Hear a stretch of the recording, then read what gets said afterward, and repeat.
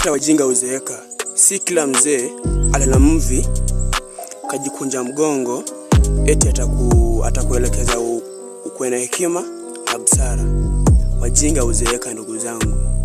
Kuna wazee wengine mtoto wa miaka 5 yaja kumshauri, ampe nasaha na hata muelekeza kwenye maadili, na bado huyo mzee asiafate kwa kutoa kizingizio eti yeye kazeeka, yeye ni mkubwa wake, yeye kayawana mengi.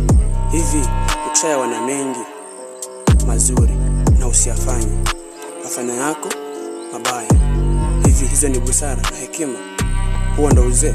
Uzee ni nini? Uzee sio mvi. Uzee si kukunja mgongo kutembea umeinama. Sawa? Cha muhimu ni busara na hekima.